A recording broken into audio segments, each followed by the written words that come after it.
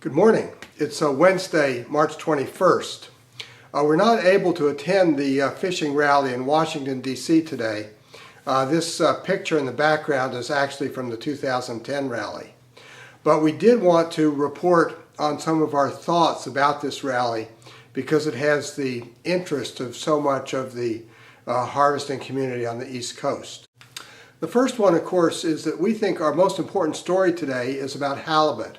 Halibut fish 20 years of age now weigh about 60% less than the same fish did 20 years ago. For a 12-year-old fish that used to reach about 25 pounds at 12 years, they now reach about 15 pounds. It is this biological problem with halibut which is really compounding all of the allocation battles that are currently going on in the Northwest. If we look at New England and we look at cod, we see the explosion in populations of things like dogfish and seals. And we really don't know how these are possibly accounting for the fact that some of the year classes in New England cod that were seen a few years ago now seem to have disappeared. Basically, we're in an environment where fisheries are changing a great deal, and yet our fishery management regulations are mired in the past. And the fight that's going on in Washington right now is tweaking those old regulations about individual species, when in fact we might more profitably be looking at a whole new paradigm of, for example, setting total removals instead of quotas on individual species, and looking more at an ecosystem approach for sustainability again rather than individual species. But we don't know. The second point we make in our editorial is about politics. The seafood industry in general, even though, yes, everything is very political, but we've been insulated from political fights more than a lot of industries over the last couple of generations. And the reason for this has been that there's been a consensus that fisheries management is supposed to be driven by science and by science-based facts.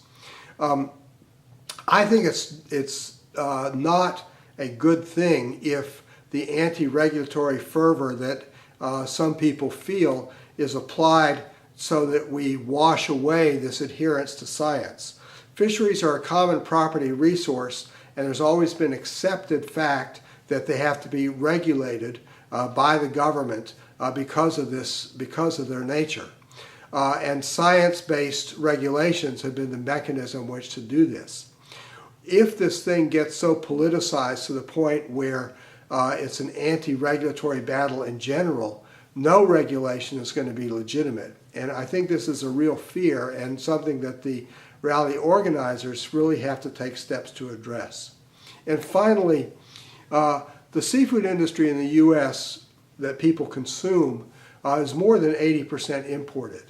A lot of what happens in the seafood industry has to involve the processors. On the East Coast, the ties between the harvesters and the major seafood processors are weak because not many of the East Coast species are major processed species. They serve more local fresh markets and things like that. It's a entirely different system on the West Coast where major companies, whether they're like Trident, Icicle, Pacific Seafoods, Bornstein, many others, all depend heavily on U.S. harvested fish for their sales and for their products. So any attempt to sort of reform fisheries regulation and sort of look at what should be done with Magnuson has to also include things that will improve the operation of these processors, whether it's access to resources, whether it's not interfering in the sales and marketing of their products, or any other sort of issue about fairly treating processor investment. This has to be part of the conversation. And at the rally today in Washington, it is clearly missing. In Lexington, Mass., this is John Sackton.